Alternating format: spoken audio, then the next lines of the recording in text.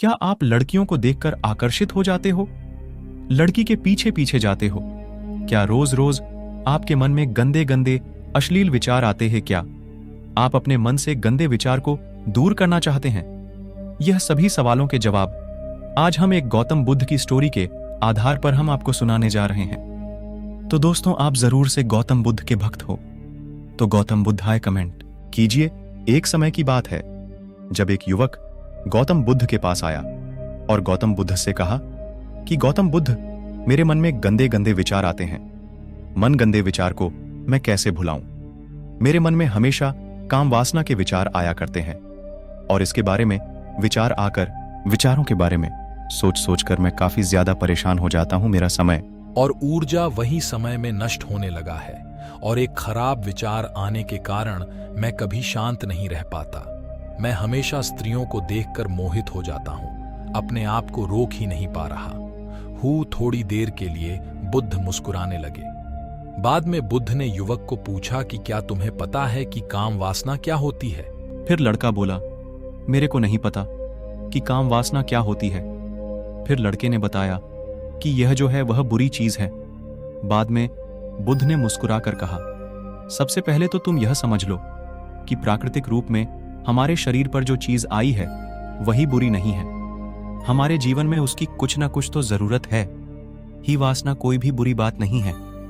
यह तो सिर्फ हमारे मन की यही भावना है जो हमें किसी न किसी चीज की बार बार कमी का एहसास कराता है। बाद में हम उसे चीज को पाने के लिए उसे तरफ आकर्षित हो जाते हैं और उसके पीछे भागे दौड़े जाते हैं। उदाहरण के रूप में बुद्ध ने बताया कि तुम्हारे पास धन की कमी है तो तुम्हें धन पाने की वासना उत्पन्न हो जाएगी। वासना यह है कि हमें कोई एक ही प्रकार की कमी का एहसास दिलाता है और जब यह जरूर पूरी हो तो हम इसे काम वासना कह देते हैं। बाद में युवक बोलता है कि मुझे बुद्ध की काम वासना का पता तो चल गया, लेकिन एक काम वासना आती कहां से है और कैसे आती है, उनके बारे में मुझे जानकारी दो। बाद में गौतम बुद्ध बोले, काम वासना कहीं से भी नहीं आती है। काम वासना हमारे अंदर ही होती है और इनका होना भी एक जरूरी है, तभी तो मानव जाति का विस्तार होगा। युवक बोला, यह हमारे अंदर है और जरूरी है तो लोग इसे गलत क्यों बोलते हैं? बुद्ध ने कहा, यही तो एक बात है जो लोगों ने काम वासना को गलत सोच रखा है। इसे बार बार छिपाने की दबाने की कोशिश करते हैं। काम वासना गलत नहीं है, बल्कि काम वासना का गलत तरीके से प्रयोग किया जा रहा है। लोग जिसे प्रेम करते हैं, लोग उसी के लिए जीने लग जाते हैं। उसे पाना ही अपना लक्ष्य बना लेते हैं। उसी के बारे में हमेशा सोचते रहते हैं और पाप में पड़ जाते हैं। यह सब करना गलत बात है।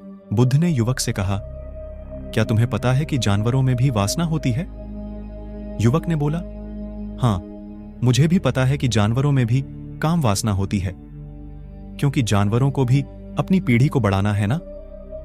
बुद्ध ने कहा, फिर हम जानवरों की काम वासना को गलत क्यों नहीं कहते? बाद में युवक बोलता है कि वह बात मुझे नहीं पता। महात्मा जी, आप मुझे ही इसके बारे में थोड़ी और जानकारियां दो। गौतम बुद्ध ने बताया कि जानवर अपने काम वासना का प्रयोग आनंद प्राप्ति के लिए नहीं करते।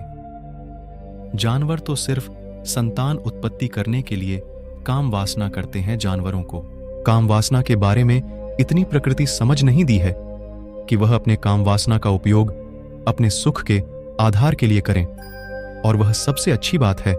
बल्कि मनुष्य इस प्राकृतिक बुद्धि का दुरुपयोग कर रहा है और अपने सुख के लिए यह सब कर रहा है, जबकि इंसानों ने काम वासना का उपयोग अपनी सुख शांति के लिए बना लिया है, जो सबसे गंदी और गलत बात है। प्रकृति से पाए जाने वाली हर चीज, वस्तु का केवल मनुष्य अपने सुख शांति के लिए ही प्रयोग करता रहता है। प्रकृति ने हमें काम वासना का उपयोग अपने वंश को आगे बढ़ाने के लिए दिया है, ना कि उनका दुरुपयोग करने के लिए। लेकिन इंसानों ने इसे अपने जीवन का परम लक्ष्य बना रखा है और इस तरह से काम वासना का बेलगाम हो जाना गलत बात है।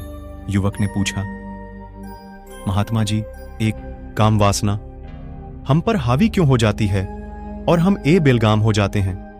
जब गौतम बुद्ध ने बोला, मैं आपको एक बात बता रहा हूं जो बात ध्यान से सुनना। गौतम बुद्ध ने युवक को बताया, एक बार की बात तो है, एक आश्रम में गुरु और अपने शिष्य रहा करते थे, जिससे और रोजाना आश्रम के बाहर स्थित गांव पर भिक्षु मांगने के लिए जाया करते थे। आश्रम का एक शिष्य गांव में भिक्षा लेने जाता था। वहां पर एक नदी पड़ती थी, जहां से रोज उसे रास्ते से भिक्षा लेने जाना पड़ता था। एक दिन जा रहे थे, तब उसी ने देखा कि एक लड़का झाड़ के पीछे छुप कर बैठा था। वह उसे लड़के के पास गए, किंतु वह लड़का बार बार छिपने लगा और वह लड़कियों को देखने लगा, जैसे उसने कोई अपराध कर दिया हो। उसने जाकर बोला, भाई तुम इस पेड़ के पीछे छुपकर क्या देख रहे हो? वह बोले, अरे तुम्हें नहीं दिख रहा है कि मैं क्या देख रहा हूं? तब शिष्य ने वहां नदी किनारे देखा तो वहां कुछ लड़कियां पानी भरकर जा रही थीं। वह लड़कियां करीब 14-15 साल की होगी। तब शिष्य ने वह लड़के से कहा, अरे भाई, वहां पर लड़कियां पानी भरकर घर जा रही हैं, इसे छिपकर क्या देखने वाली बात है? का और लड़का शिष्य की तरफ देखकर बोलता है कि पागल, तुम्हें दिखाई नहीं दे रहा? यहां पर ही कैसे नदी से पानी भर रही है? जरा उनकी अदाओं को देखो, उनके कोमल और सुंदर शरीर को देखो, उनकी पतली कमर और मटके को उठाने समय कितनी सुंदर लगती है, और उनके बाल उनकी कमर पर कैसे लहरा रहे हैं। सुंदरता बिखरी पड़ी हुई है। लड़कियों को दोबारा फिर से नदी किनारे देखा और लड़का फिर से लड़कियों को देखने लगा। अब कुछ भी दिखाई नहीं दे रहा था और वह बिल्कुल निडर की तरह देख रहा था। उसे किसी भी चीज का कोई डर नहीं था, लेकिन और छिपने लगा और तो लड़कियों को दोबारा देखने लगा। जब वह हो को देख रहा था, तभी वह अंदर से अचानक से चौंक गया और उसने कहा कि यह मैं क्या कर रहा हूं? मैं जो कर रहा हूं वह सही है या नहीं? मुझे यहां से चले जाना चाहिए या फिर वह जल्दी से वहां से चला गया। आश्रम पहुंच जाता है। आश्रम जाकर वह अपने कार्यों में लग जाता है, लेकिन शिष्य जो वहां पर नदी किनारे कर देखकर आया था, वही उसकी आंखों के सामने बार बार आ रहा था। उसके मन में वही दृश्य चल रहा था। उसका दिमाग सब कुछ देखने के लिए संघर्ष कर रहा था। बाद में उसको किसी भी काम में मन नहीं लग रहा था सुबह होते ही, और तुरंत भिक्षु के लिए निकल जाता था और वह नदी के पास वाले लड़के के पास जाया करता था। वह लड़का पहले से ही वहां पर मौजूद रहता था। उनके साथ मिलकर लड़कियों को चुप चुप कर देखा था। अब शिष्य ऐसा रोज रोज करने लग गया था। अब उसे शिष्य का मन किसी भी काम में नहीं लग रहा था। वह हमेशा किसी भी प्रकार के विचार में उलझा रहता था। वह आश्रम का काम भी ठीक से नहीं कर रहा था। न वह ठीक से खा पाता था, न वह ठीक से सो पाता था। उनका मन हमेशा बेचैन रहता था। उसका मन हमेशा बार बार लड़कियों को देखने के लिए तरसता था। एक दिन ऐसा हुआ जब गुरु ने शिष्य को अपने पास बुलाया और कहा कि आज से मैं भी आपके साथ भिक्षा मांगने चलूंगा। आप और मैं एक साथ भिक्षा मांगने के लिए जाएंगे। तब शिष्य ने गुरु को मना करते हुए कहा कि गुरु, आप इतने परेशान क्यों हो रहे हो? मैं अकेला ही ठीक से भिक्षा मांग सकता हूं। बाद में गुरु जी ने शिष्य को कहा, ठीक है, तुम ही भिक्षा मांगने के लिए अकेले जाओ। बाद में वह तुरंत ही भिक्षा मांगने के लिए निकल पड़ता है। सभी लोग उसे देखने के लिए इसके पीछे चिप चिप कर जा रहे थे। थोड़ी देर बाद गुरु जी ने अपने शिष्य को नदी किनारे देखा तो उनका शिष्य एक लड़के के साथ अपराधी की तरह एक लड़के के साथ छिपा हुआ है और छुपकर कुछ देख रहा है। बाद में गुरुजी अपने शिष्य के पास जाकर खड़े हो जाते हैं।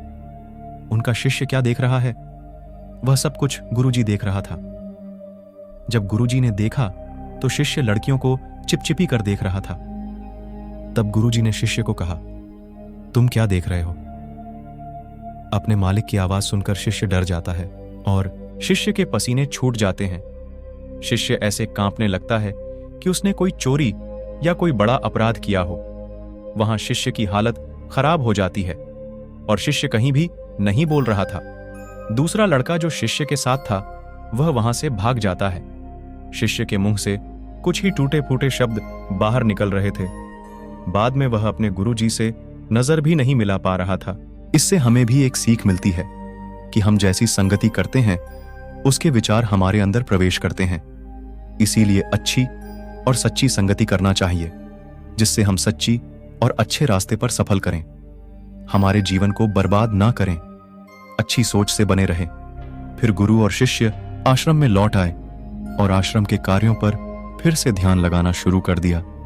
उसे रास्ते को छोड़ दिया और वह अपने आश्रम के कामों में ध्यान लगाने लगा। लेकिन धीरे धीरे शिष्य के मन में क्रोध उत्पन्न होने लगा था। वह खाना भी कम खाता था। एक रात ऐसी थी जब गुरु शिष्य के पास आते हैं और उसे बोल कि अब तक तुमने कितनी बार अपना वादा तोड़ दिया। इस बात को सुनकर गुरु के चरणों में शिष्य झुक जाता है और रोने लगता है। रोटी ही उनके गुरु से कहा कि गुरुदेव, मैं कई बार अपना वादा तोड़ चुका हूं, फिर मैं वादा करता हूं, लेकिन हर बार मैं वादा तोड़ देता हूं। मेरा मन मेरे वश में नहीं रहता है। बहुत कोशिश करता हूं कि अपने बुरे सारे विचार को भुला दूं, लेकिन मैं सोचकर भी ऐसा काम नहीं कर पाता। फिर गुरुजी ने शिष्य को कहा, चलो मेरे साथ। बाद में गुरुजी शिष्य को बगीचे में लेकर गए। गुरुजी ने शिष्य को कहा, देखो यहां पर कुछ नाली बनी हुई है जहां से नदी का पानी इस पौधों तक आ रहा है और वह अपनी अपनी गति से आगे बढ़ रहा है। क्या तुम इस पानी को रोक सकते हो? शिष्य ने कहा कि हां गुरुदेव, मैं इस नदी के बहाव को रोक सकता हूं। फिर शिष्य ने मिट्टी को उठाकर इस नाली में रख दी तो पानी थोड़ी देर के लिए रुक गया। बाद में थोड़ी देर बाद वह पानी उसे मिट्टी के ऊपर से पानी बहने लगा। गुरु ने शिष्य से कहा, यह क्या है? यह तो पानी रुका नहीं। फिर से शिष्य ने कुछ कंकड़ पत्थर उठाकर उसे नाली में रख दिया। फिर थोड़ी देर के लिए पानी रुक गया, लेकिन फिर से थोड़ी देर बाद उन कक्कड़ पत्थर के ऊपर से पानी निकलने लगा। फिर से गुरुजी ने शिष्य को कहा, यह क्या हुआ? फिर से पानी तो बहने लगा। तुम तो बोल रहे थे कि मैं पानी को रोक दूंगा। बाद में शिष्य ने गुरुजी को कहा, कोई बात नहीं गुरुदेव, मैं इस पानी को आपको रोक कर दिखाऊंगा। शिष्य फिर से एक बड़ा सा पत्थर लेकर आया और उसे नाली में फिट कर दिया और पानी रुक गया था। बाद में शिष्य ने गुरुजी से कहा कि गुरुजी, मैंने कहा था ना कि मैं पानी को रोककर बताऊंगा। मैं पानी को रोककर बताया आपकी बात। गुरुजी, मैंने पूरी कर दी। गुरु मुस्कुराए और बोलने लगे, जरा ध्यान से देखो, पानी रुक गया। क्या वह तो पीछे की नाली तोड़कर बाहर जा रहा है? यह पानी ने अपना रास्ता बदलकर फिर से आगे की तरफ जाएगा और फिर भी थोड़ी देर बाद ऐसा ही होगा। बाद में गुरुजी शिष्य को समझाते हुए कहा कि तुम्हारा साथ भी तो ऐसा ही चल रहा है। तुम बार बार प्रयास कर रहे हो, बड़े बड़े से पत्थर लेकर प्रयास कर रहे हो, पर इस बार तुम्हारा प्रयास टूट रहा है और हमेशा यह टूटता ही रहेगा। तुम कितना भी बड़ा पत्थर रख लो, लेकिन अपना रास्ता बना ही लेगा। यह सब देखकर गुरुजी से शिष्य ने बोला कि क्या कोई रास्ता ऐसा नहीं है जो मेरे मन से गंदे विचार को हमेशा के लिए हटा दूं और मेरे मन में गंदे विचार आए ही ना? गुरुजी शिष्य को एक नदी के पास ले जाते हैं। शिष्य को कहा कि यह नदी का पानी इस तरफ से उस तरफ जा रहा है। अगर हम यहीं से नदी का रास्ता बंद कर दें जहां से पानी बगीचे की तरफ जा रहा है, तब क्या हम पानी को रोक नहीं सकते? शिष्य ने कहा कि हां गुरुदेव, अवश्य ऐसा हो सकता है। मैं इस पानी को यहीं से बंद कर देता हूं, तब आगे नाली में यहां से पानी बगीचे की तरफ जा रहा है, तब क्या हम पानी को रोक नहीं सकते? शिष्य ने कहा कि हां गुरुदेव, अवश्य ऐसा हो सकता है। मैं इस पानी को यहीं से बंद कर देता हूं, तब आगे नाली में यहां से पानी बगीचे की तरफ जाएगा ही नहीं। फिर शिष्य नदी तरफ से जाने वाले पानी को बहुत मेहनत करके पत्थर और मिट्टी डालकर रास्ते को बंद कर देता है। गुरुदेव, मैंने पानी को बंद कर दिया, अब यहाँ पानी बगीचे की तरफ जाएगा ही नहीं। तब गुरुजी ने शिष्य से कहा, जब पानी बगीचे की तरफ जाएगा ही नहीं तो पेड़ पौधों को पानी कैसे मिलेगा? पेड़ पौधों को पानी की आवश्यकता है। वहां पर कुछ पेड़ पौधे वैसे हैं जिनको रोज रोज पानी की जरूरत पड़ती है। पानी के बिना वह जिंदा नहीं रह सकते। पानी तो हमें खोलना ही होगा। शिष्य ने गुरुजी की बात सुनकर वापस से नदी से अब आने वाला पानी को खोल दिया। तब गुरुजी को प्रश्न किया कि हम यह नदी से आने वाला सभी अपनी बगीचा की तरफ मोड़ दें तो क्या होगा गुरुजी? वहां पर जितने पेड़ पौधे हैं वह गल से नष्ट हो जाएंगे, वहां पर कुछ भी नहीं बचेगा।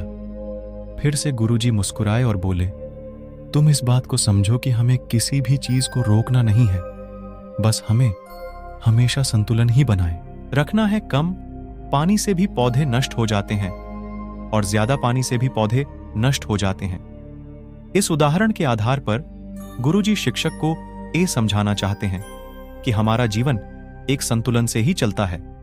बाद में गुरुजी ने शिष्यों से कहा कि तुम आम के बारे में नहीं सोचो तो सबसे पहले आपके मन में कौन सा चित्र आएगा? शिष्य ने कहा कि गुरुदेव, मेरे मन में तो पहला चित्र आम का ही आएगा। गुरु ने शिष्य से कहा कि जब हम अपने गंदे विचार को जबरदस्ती रोकने का प्रयास करते हैं तो वह और मजबूती के साथ हमारे अंदर प्रवेश कर लेते हैं। इसीलिए हमें उनका कभी भी दबाने की कोशिश नहीं करनी चाहिए। तब गुरु शिष्य के पास गए और बोले कि बुरे लोगों की संगति के कारण ही हमारे अंदर गंदे विचार आते हैं, लेकिन कुछ नदी से अब आने वाला पानी को खोल दिया। तब गुरुजी को प्रश्न किया कि हम यह नदी से आने वाला सभी अपनी बगीचा की तरफ मोड़ दें तो क्या होगा गुरुजी? वहां पर जितने पेड़ पौधे हैं वह गल से नष्ट हो जाएंगे, वहां पर कुछ भी नहीं बचेगा।